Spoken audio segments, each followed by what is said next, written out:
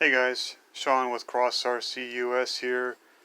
We've had our number of customers recently contact us having transmission issues, specifically the gears inside braking or stripping. So as you can see, this is the yellow truck you've seen in videos before, and it does get run, and I'm kind of in the process of doing a teardown on it for maintenance. I can't pull the motor out because it's soldered. But I thought, I'll bring you guys along, show you, if I can find the tools, a few things about the transmission. That's not the right size, that I learned the other day, or that we learned, and hopefully this will help a bunch of you guys out that are having transmission issues. Now, I don't know if this is the entire issue that people are having with the transmissions. I don't know if there's actually defects with the transmissions that are out there, or defective units I should say, but I literally did a couple minutes of research and found this, and just to show you that I am not staging this, I am taking it apart for you on camera. So sorry if I don't talk the entire time. I'm not going to add in some music or some other dubbed, what do you want to call it, soundtrack. It's looking kind of nasty in there, isn't it? But as you can see, this is my SR4A, and here's my transmission. Gross, even grosser. All kinds of dirt and stuff in there. Still runs smoothly back and forth inside there. But what I wanted to show you, if I can remember, there it is, 2.5. Yeah, I definitely went through some water this weekend. Or last weekend, actually, it was. Lots and lots of water, which is crazy because it really wasn't even that deep.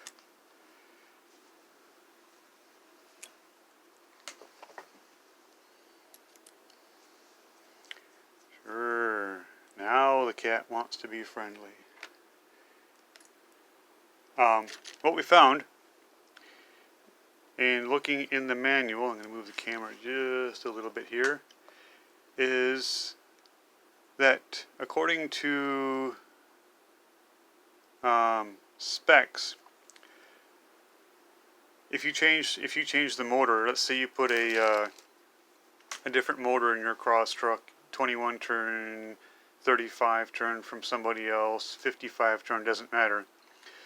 The shaft, to the end of the shaft, that length from the face of the motor cannot exceed 17 millimeters, and from the face of the motor to the end of the pinion cannot exceed 16 millimeters. Now mine, if I measure it,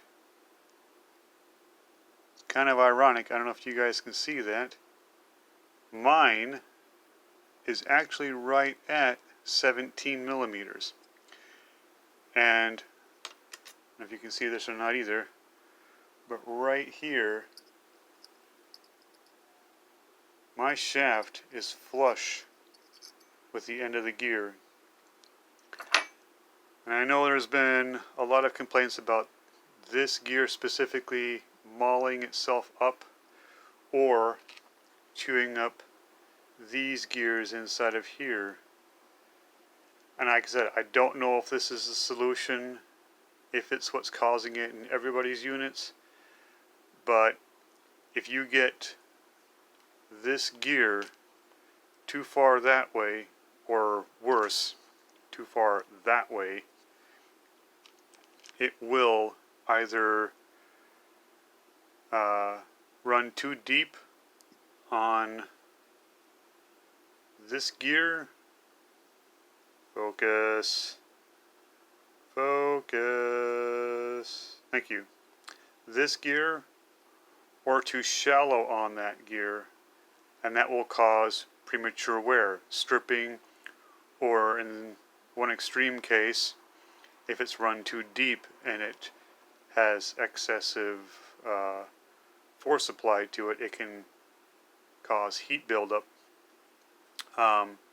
Also, keep in mind, despite the I like the axles. Keep in mind that despite the fact that the transmission is built in the kit and the axles are built in the kit, you do need to take them apart. You do need to grease them, especially the axles. These need to be shimmed. It's a pretty easy procedure. Johnny Burton has a video on how to do that, but the transmission also needs to be taken apart and greased. What is on there from the factory is just assembly lube. That's not going to cut it when you actually start running the vehicles. You do need to get that actually greased. And in fact, I am out of grease, so this is not going back together until it's cleaned and re-greased. I have to go buy grease at the store tomorrow. So yeah. But I don't know, like I said, if this is the issue everybody's having, if this is going to fix it, if this is even remotely close to solving the transmission issues for people. But like I said, mine, if I can get it here, flat, measures right at 17 millimeters, and that depth, that measurement is going to make a huge difference in the longevity of this transmission and whether or not it actually functions the way it's supposed to, or whether it chews itself up. Because yeah, we know these are not rebuildable with these rivets in here. This whole thing being riveted together, there's not a lot you can do to this thing once it chews itself up. And actually the bearing in the end here, is that a bearing?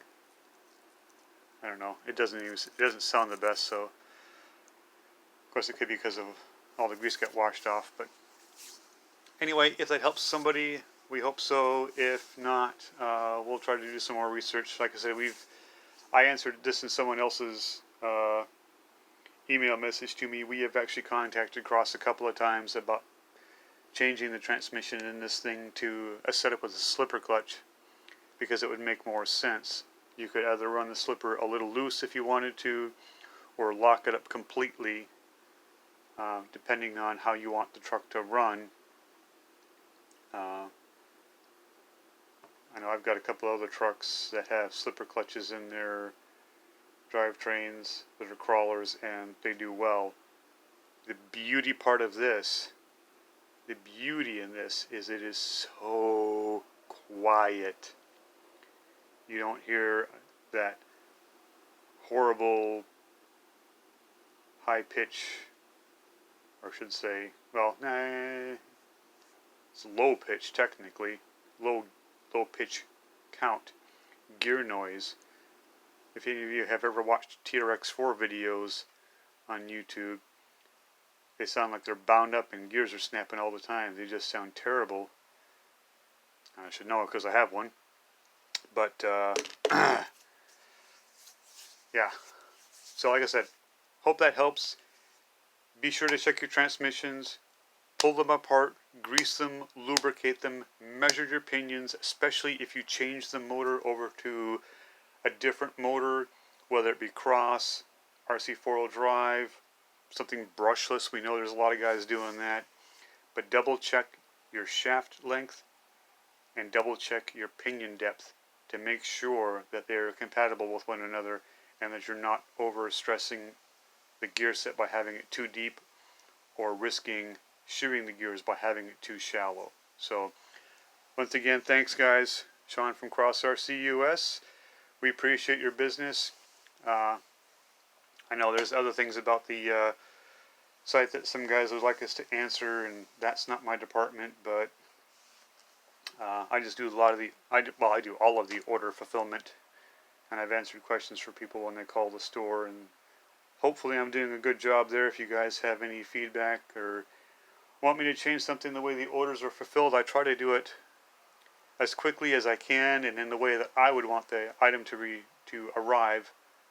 I've bought a few things myself online and they've arrived, you know, one piece of bubble wrap off on the side and the item itself floating around in a massive box, and I try not to do that. I want stuff to get to you guys halfway decently, save for UPS or FedEx driving over it. Seems like sometimes they just can't help themselves. But again, any questions, any comments, please feel free to let us know, and hopefully we'll have an unboxing for you sometime here soon coming up. Thanks, guys.